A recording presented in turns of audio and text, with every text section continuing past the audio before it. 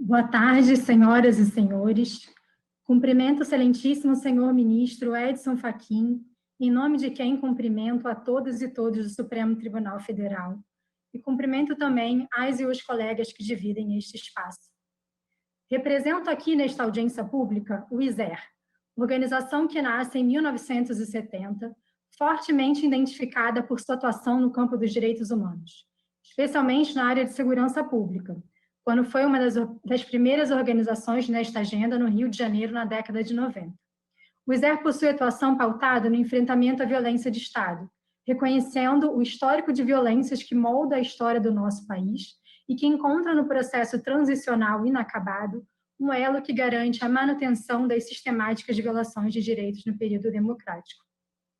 Além de atuar como amicus curiae na presente ADPF 635, é a organização competicionária do caso Favela Nova Brasília, no âmbito do Sistema Interamericano de Direitos Humanos, em conjunto com o CEGIL.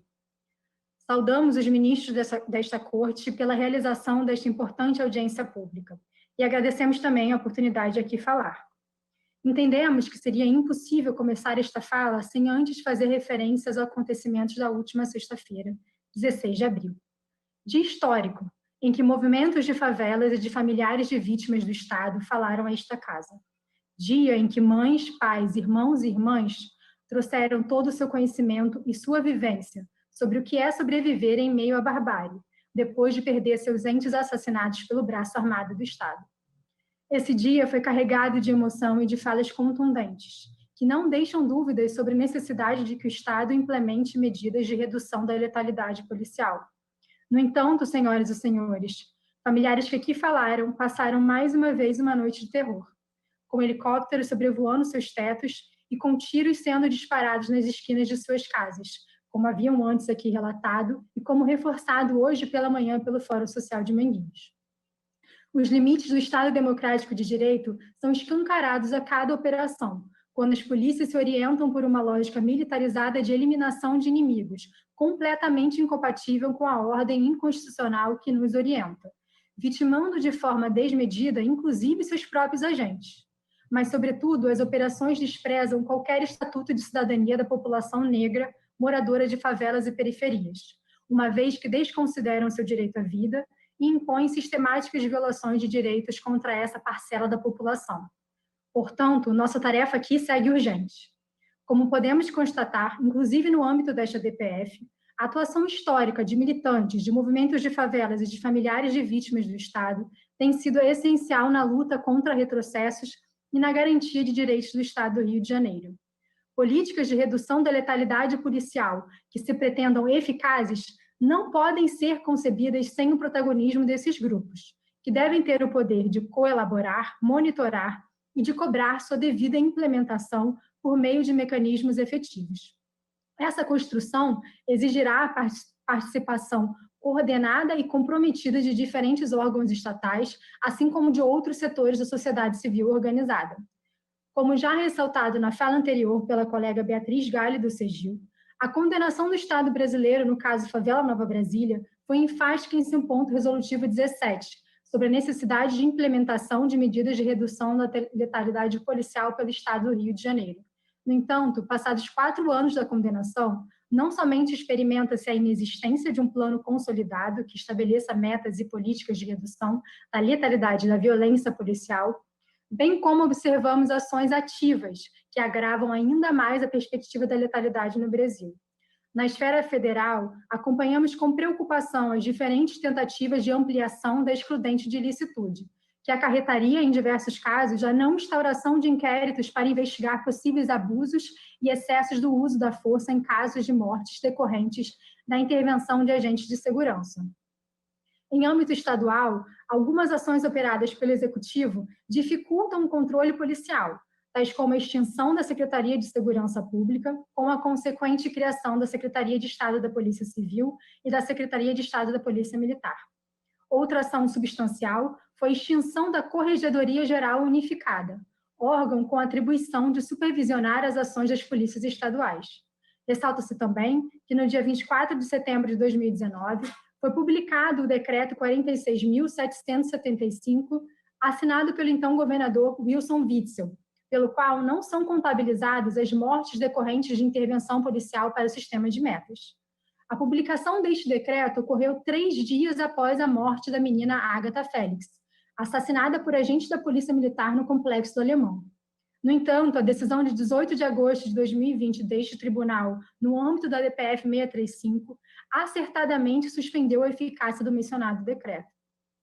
Mais recentemente, temos a extinção do GAESP por parte do Ministério Público do Rio de Janeiro, já mencionada em falas anteriores durante esta audiência, e que representa um enorme retrocesso no cenário da segurança pública do Estado, dificultando ainda mais o controle externo das polícias por parte do MP e a apuração de homicídios cometidos por agentes do Estado. Além disso, também chamamos a atenção para o Plano de Segurança Pública, lançado em dezembro de 2020 pelo Estado do Rio de Janeiro, que não contou com a participação da sociedade civil em sua elaboração, nem possui menção a medidas de redução da letalidade policial. Essas ações, que se articulam entre si, implicam no recrudescimento da já insustentável situação de letalidade violenta do Estado. Segundo o Instituto de Segurança Pública, em 2019, o número de pessoas vítimas de letalidade violenta foi de 5.980 no Rio de Janeiro. Destas, 1.814 pessoas morreram devido à intervenção de agentes do Estado, o que representa cerca de 30% do total. Este número é o mais alto em 20 anos. Considerando o perfil das vítimas, temos que a quase totalidade de jovens negros. Como aponta Ana Luísa Flausina, os dados da vitimização juvenil negra, acolhidos com complacência por Estado e sociedade civil, demonstram, nesses termos, o caráter inequívoco da instrumentalização do sistema penal na produção do extermínio desse contingente populacional. A lógica da segurança pública como combate ao inimigo esteve presente em grande parte das políticas desse setor adotadas no Estado do Rio de Janeiro. Isto, aliado ao racismo estrutural que forja a história das instituições de nosso país, criou as bases que operacionalizam a barbárie promovida pela atual política de segurança pública no Estado.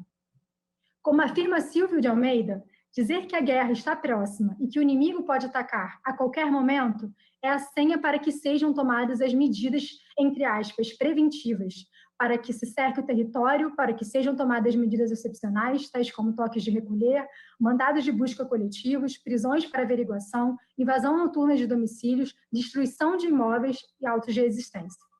A falácia do discurso de guerra às drogas mascara um cenário de violação massiva de direitos de uma parcela da população, incluindo a violação reiterada do direito à vida. Não há guerra, há um verdadeiro extermínio da juventude negra favelada e periférica. Em relatório de 2019, a Rede de Observatórios de Segurança afirma que o Rio de Janeiro de 2019 é um estado onde as polícias, ao invés de seguirem a orientação maior eficácia com a menor letalidade, adotaram um modo de operação que pode ser descrito como muita letalidade independentemente da eficácia. Observamos uma sucessão de operações baseadas na violência extrema, sem qualquer efeito no sentido de alterar o domínio de territórios pelo crime. No início de 2020, os números de letalidade policial seguiam altíssimos, e mesmo durante o período inicial de isolamento social devido à pandemia do coronavírus, essas taxas se mantiveram altas. De acordo com dados apresentados pelo ISP, o mês de abril observou um aumento de 58% em mortes decorrentes de ação policial em relação ao mesmo mês de 2019, com 179 pessoas mortas pela polícia. Com efeito, percebe-se que entre abril e maio de 2020, as polícias do Estado do Rio de Janeiro usaram mais força letal em operações policiais do que em 2019, quando o Rio de Janeiro teve o alarmante recorde anteriormente mencionado. A jornalista e moradora da Maré, Gisele Martins, ressalta que, num contexto como esse de pandemia, em que os governantes deveriam estar resguardando, salvando nossas vidas, é o momento que eles mais atiram, em que há mais operações policiais e mais homicídios cometidos nas favelas pelas polícias do Rio de Janeiro, com mais jovens negros assassinados, número que aumenta se comparado ao mesmo período do ano passado. Ou seja, as dificuldades que temos enfrentado nas favelas e periferias neste momento no Rio de Janeiro são inúmeras. É justamente nesse contexto que as organizações e movimentos atuantes na DPF 635 entraram com pedido de tutela provisória incidental, visando a proibição, salvo em casos excepcionais, das operações policiais em favelas durante a pandemia. Este pedido foi deferido monocraticamente pelo ministro Edson Fachin em julho de 2020 e confirmado pelo plenário do STF em agosto do mesmo ano. Como já mencionado, essa decisão efetivamente foi capaz de salvar vidas. Contudo, reiteramos o seu posterior descumprimento, que acarretou um novo aumento de casos de letalidade policial, principalmente a partir de outubro.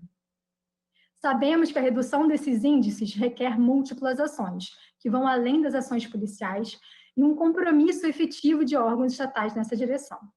Trata-se de um problema complexo que exige esforços coletivos, mas que precisa ser enfrentado urgentemente para dar fim à barbárie e evitar que novas gerações sigam marcadas pela violência. Nesse sentido, volto ao caso Favela Nova Brasília, que tratou de graves violações de direitos humanos decorrentes de 2 incursões policiais realizadas no Complexo do Alemão em 1994 e 1995. Em cada uma dessas chacinas, 13 pessoas foram mortas, além de pessoas que sofreram tortura e violência sexual por parte dos agentes de Estado. Não por coincidência, mas pela inegável continuidade das políticas de morte contra a população negra e moradores de favelas e periferias, no dia 15 de maio de 2020, 26 anos depois, outras 13 pessoas foram mortas no Complexo Alemão, durante uma operação policial conjunta do BOP da Polícia Militar e da Desarme da Polícia Civil. A Comissão Interamericana de Direitos Humanos condenou duramente a operação e emitiu comunicado via Twitter em que lembra ao Brasil que o uso da força pela polícia deve ser norteado pelos princípios da excepcionalidade, necessidade absoluta, proporcionalidade e legitimidade. No âmbito da emergência sanitária da Covid-19, a CID insta o Estado brasileiro a reavaliar a necessidade de ações policiais em áreas residenciais, especialmente onde a ausência de serviços reduz a capacidade de prevenção do contágio pelo vírus. Esta nova chacina e tantos outros casos, em conjunto com a crescente violência e letalidade das operações policiais do Rio de Janeiro, evidenciam o descumprimento da sentença da Corte Interamericana de Direitos Humanos, especialmente no que concerne às garantias de não repetição previstas nas medidas de reparação presentes na sentença. Aqui destaco que familiares de vítimas diretas do caso Favela Nova Brasília tiveram recentemente outros parentes vitimados pela atuação estatal. No dia 25 de janeiro de 2019, um sniper matou o senhor Carlos Eduardo dos Santos Lontra, sobrinho de vítima direta do mencionado caso. Carlos foi alvejado em virtude de estar circulando em uma moto nova, adquirida com a ajuda de sua mãe, com parte da indenização recebida pela morte de seu irmão na chacina de Nova Brasília. Esse caso se soma ao de Matheus Melo de Castro, primo de outra vítima do caso Favela Nova Brasília. Matheus foi alvejado por disparos no tórax e no braço após deixar sua namorada em casa de moto voltando da igreja em março de 2018. Ambos inquéritos, após falta de andamento, haviam sido transferidos e estavam tramitando no recém-extinto GAESP. A Corte Interamericana reconheceu, na sentença do caso Favela Nova Brasília, que a falta de investigação a respeito das mortes de seus familiares provocou danos à sua integridade psíquica e moral, o que inclui uma extrema desproteção e vulnerabilidade, na qual permanecem até hoje. Além disso, essas pessoas foram afetadas no desenvolvimento normal de suas atividades diárias e em seu projeto de vida em geral. Assim, é possível se afirmar que as novas violações ocorridas com as vítimas indiretas do caso eliminam categoricamente qualquer possibilidade desses familiares de tomarem em algum momento seus projetos de vida, uma vez que passadas mais de 2 décadas dos fatos do caso Favela Nova Brasília, precisam conviver novamente com sentimentos de impotência, descrença e apreensão, estes que estão presentes em suas vidas pelos últimos 26 anos, além de agravarem a situação de desproteção e vulnerabilidade reconhecidas. Com efeito, ambos casos simbolizam como a perspectiva da letalidade promovida pelo Estado possui efeitos concretos e diretos na esfera de direitos das familiares das vítimas, que permanecem sob o julgo de um exercício autoritário e desmedido do poder das forças policiais do Estado. Esse cenário de revitimização não é exclusivo das vítimas do caso Favela Nova Brasília. Pelo contrário, infelizmente, casos de famílias que perdem mais de um membro para a violência de Estado são assustadoramente frequentes. Nesse sentido, o NAPAV, equipe que trabalha em parceria com o ISER e que presta atendimento psicossocial a pessoas afetadas pela violência de Estado, relata que em 2020, pacientes que já haviam encerrado seus atendimentos voltam a procurar o projeto, em razão da intensificação do sofrimento psíquico catalisada pelo contexto de pandemia e dos impactos coletivos da violência de Estado perpetrada neste momento ou por terem sido novamente vítimas diretas da violência, tendo familiares mortos ou torturados pelo braço armado do Estado. É inegável que a ocorrência de operações policiais abala psiquicamente as famílias que tiveram entes queridos mortos por agentes de Estado, assim como toda a comunidade, na medida que coloca todos e todas sob constante ameaça de morte ou perda de um familiar. As profissionais que atuam na equipe também pontuam a necessidade de se reconhecer as vítimas invisíveis da atuação das polícias, aqueles e aquelas que passam a sofrer de depressão, de síndrome de pânico, que desenvolvem quadros de diabetes, de hipertensão, dentre outras enfermidades, em razão da violência experienciada. Salientam que muitos casos se agravaram neste período. Foram muitas as famílias que, além de terem entes mortos por agentes de Estado, também perderam familiares e pessoas próximas por Covid-19. Tudo isso somado ao aumento do desemprego, à fome, ao fechamento de serviços públicos e à continuidade das operações policiais determinam um cenário de medo constante. Como muitas falas de companheiras e companheiros dos movimentos de favela já evidenciaram, as operações policiais também interrompem ações de ajuda humanitária, como distribuição de cestas básicas, e impedem que moradores consigam buscar assistência médica quando em situação grave de saúde. Não é apenas a pessoa que morre pela bala disparada por um agente de Estado que é vítima de letalidade policial, mas todas aquelas que sofrem com as consequências físicas e psíquicas de enfrentar a ameaça constante e o luto determinados pelas operações policiais. Como nos lembra a referida equipe, as questões de saúde mental delineiam os múltiplos efeitos da bala, escancarando os diversos outros adoecimentos e mortes que o Estado produz nas favelas.